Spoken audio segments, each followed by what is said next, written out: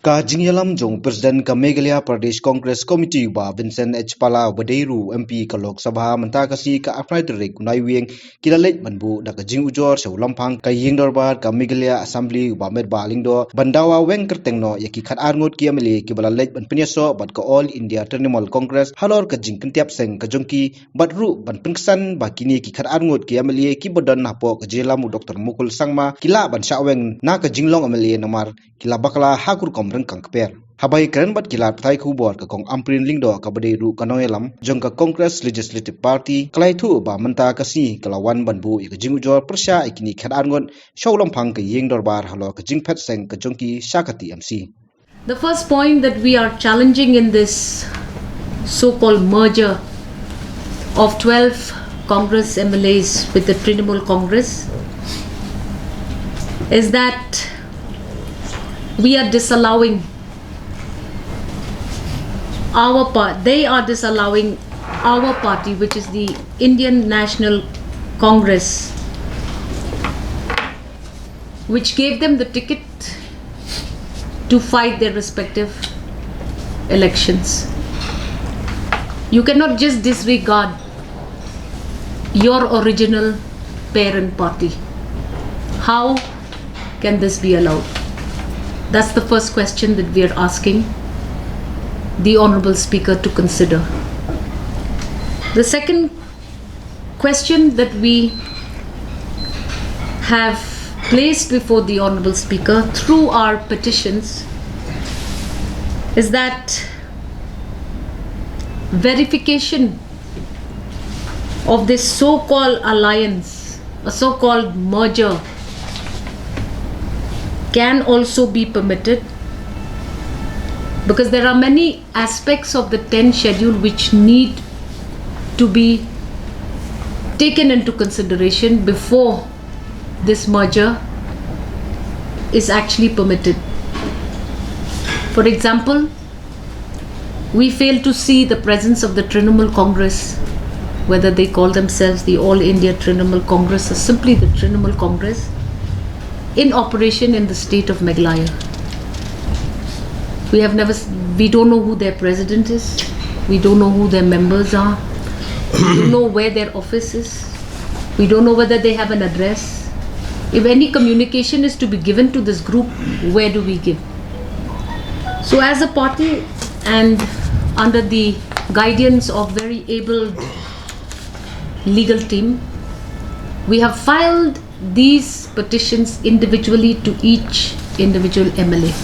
Because we don't know where they are. Where is their office? If I have to send a letter tomorrow, I don't even know the address.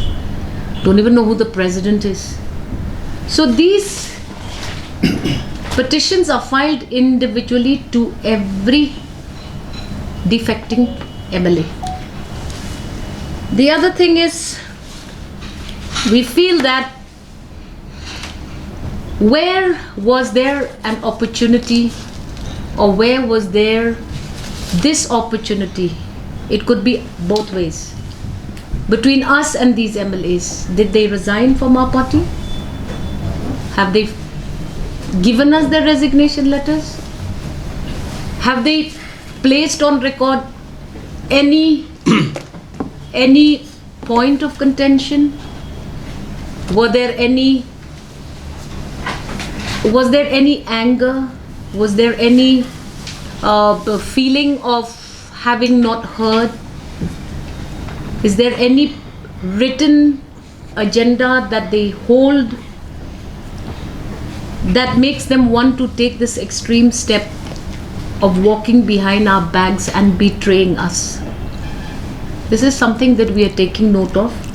We hope that we will be given the opportunity through our legal team to question the loyalty of these individuals. When you question loyalty, you automatically calculate and know that if they are not loyal today, they will never be loyal ever. Can the state and the citizens of Meghalaya afford leaders of this caliber? The other thing is that we now seem to have a grey area of understanding as to whether these people have left the Congress and gone to TMC. Have they filled forms with the TMC? When did they fill these forms? Do they attract anti-party activity by the Indian National Congress? What is this relationship that is going on? Or has it just been simply a going and coming of their own convenience? They need to be asked these questions, and they are answerable to us legally as well. I reiterate, where is this political party in the state of Meghalaya? Maybe we, the citizens of Meghalaya, don't know yet. But the merger seems to appear as if there have been efforts being put in by this party for these people to call it a merger. Who are they merging with? In the Legislative Assembly, there seems to be no merger. Please go back to the history of Meghalaya.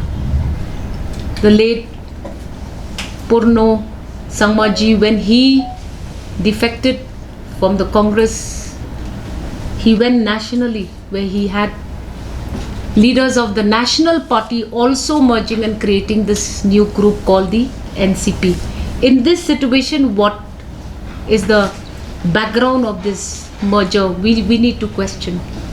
Are there any grey areas, and are these grey areas quantifying to a disqualification? We have also said that in our petition,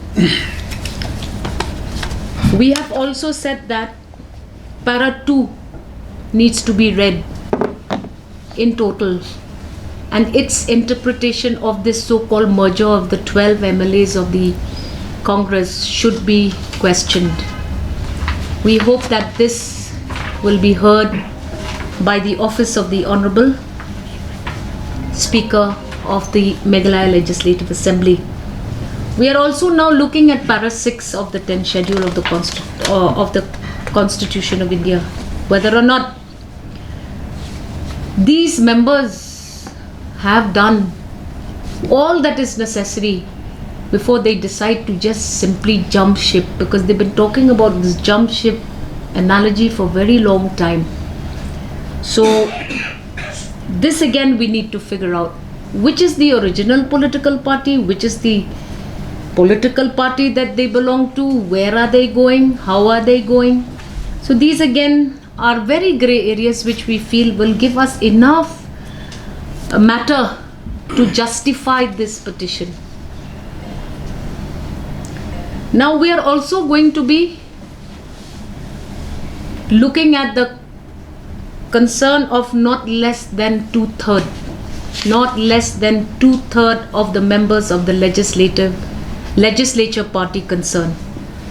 So we need to ask them, where are the agreements?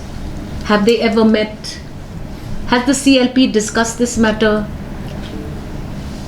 On what grounds have these individuals decided to freelance and just simply abandon and betray the Congress party?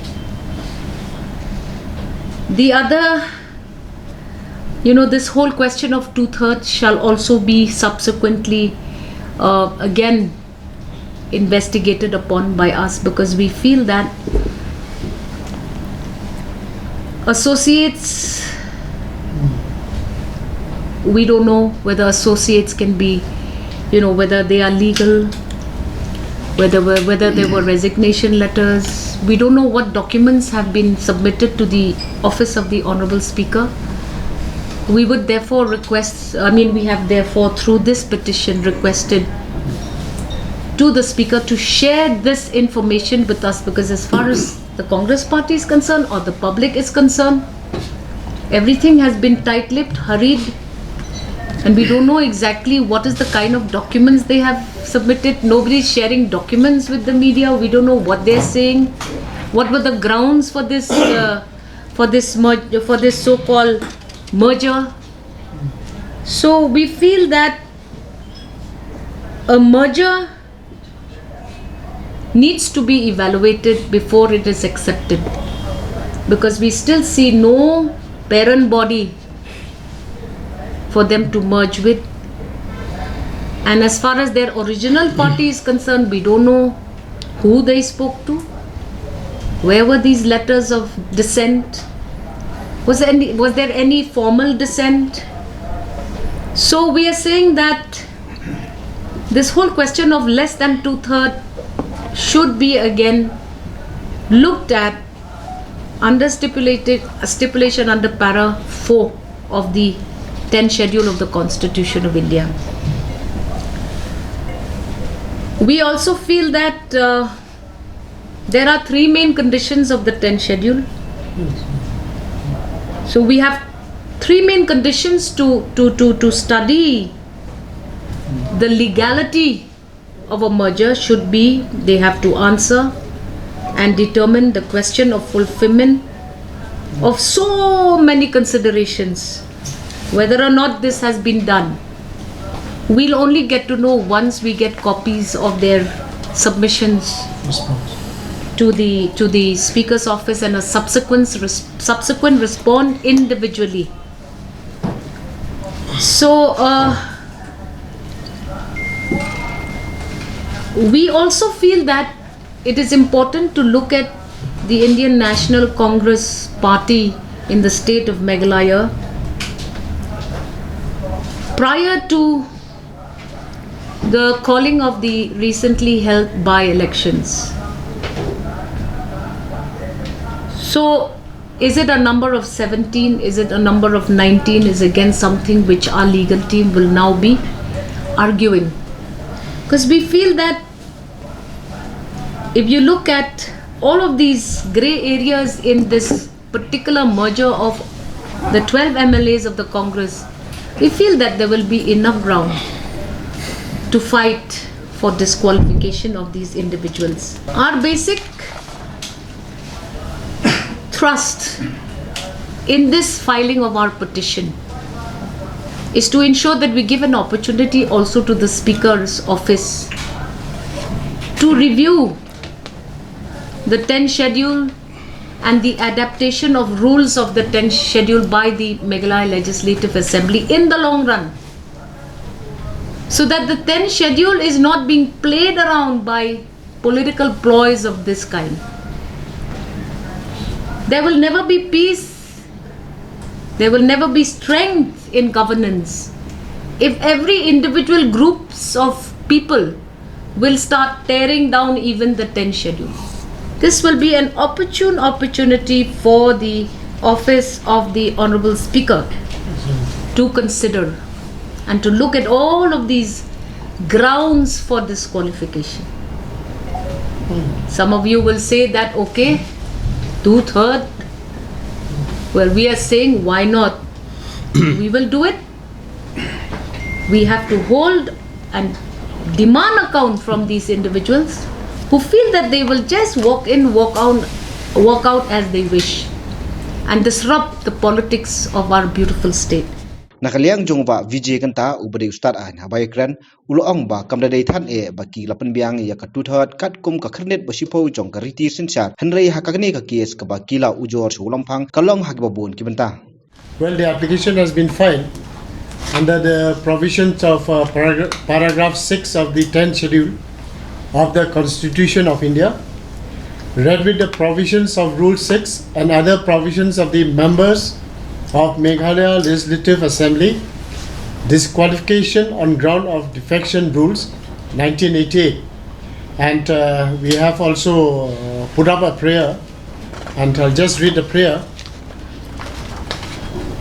that the office of the Speaker will be pleased to take up such procedural measures as mandated under Rule 7 of the Meghalaya Legislative Assembly disqualification grounds of defection rules 1988, and to declare the respondents, that is the member in relation to whom this application has been filed, to have suffered disqualification under the 10th schedule. Like what the party president has indicated earlier, we would not like to disclose too much about our strategy as to how we're going to press further. But according to our legal think tank, we have a very good case, and this will be a very unique case, and we always think that this is a win-win situation. It's a win-win situation for a party, and professionally, I'm here not as a political person, and again, I like to say that we will not like to disclose too much our trump cards, and at the right time, right place, we're going to do it. Other parameters in the 10th schedule, the tenets of the 10th schedule have to be carefully Holistically. analyzed and be read. You cannot just centralize your thought on two-thirds. Two-thirds. So let's not talk about two-thirds. Two-thirds may be one of the conditions, but there are other conditions in order to come to that position where you are okay to jump from one party to another party. But so far this case is concerned, there are a number of conditions, number of grounds. And I feel that let's not center on two-thirds majority. Well, I'm just giving my... Enlighten us more.